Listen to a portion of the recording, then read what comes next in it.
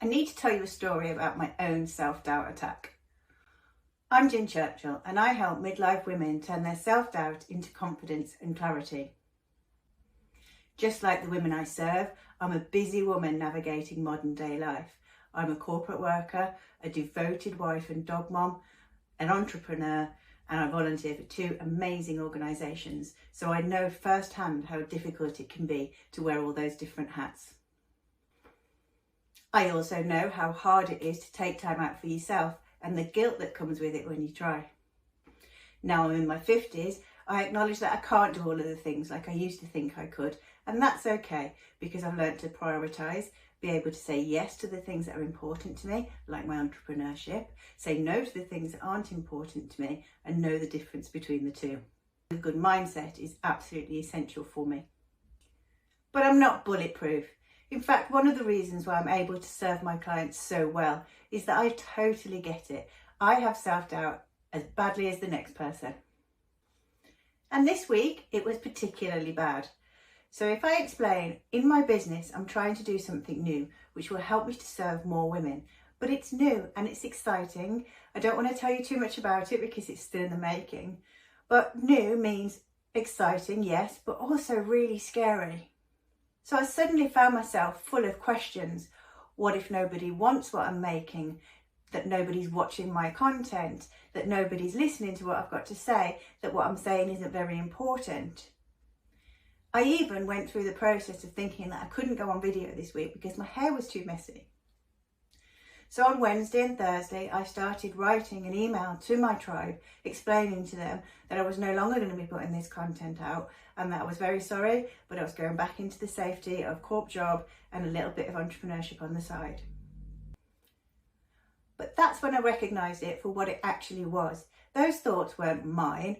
If I really believed that, I wouldn't be trying in the first place. They're my mind monkeys and they were running havoc. So I recognised the self-doubt for what it was and I turned my work onto myself. So here's how I went about it. Number 1, I booked a hair appointment because I recognised that objection for what it was and it needed eliminating. So I booked a hair appointment, that was job done. Then I put on some uplifting music. So I created a playlist in Spotify years ago, but it's called Mindful Changes Uplift. So if you want to use that one, that's absolutely fine, or go ahead and use somebody else's, or even create your own. Just those songs that make you feel really good. Once the music was on, I sat and visualised a wildly successful version of myself, far bigger than any dreams that I've currently got, and it felt so good.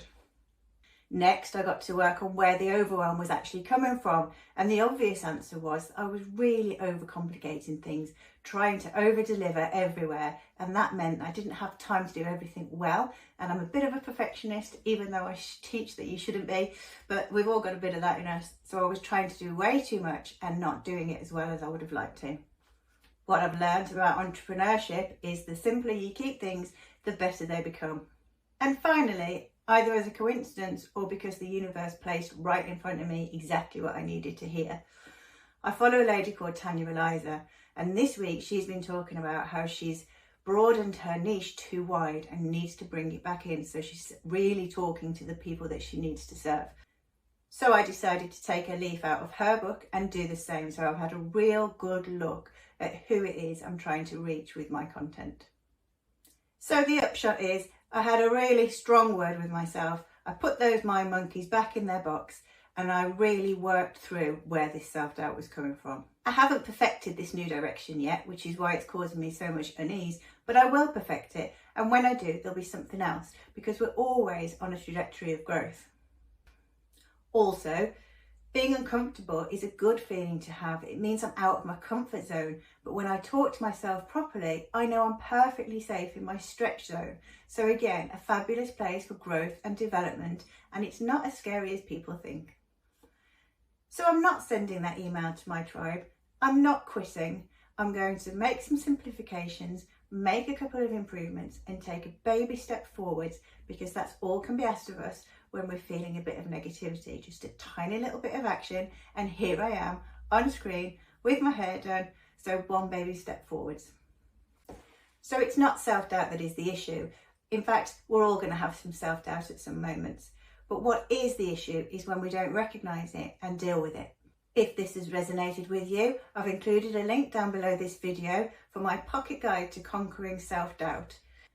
It's got some of the strategies I've just talked about and some others as well that you can apply to yourself to overcome your self-doubt.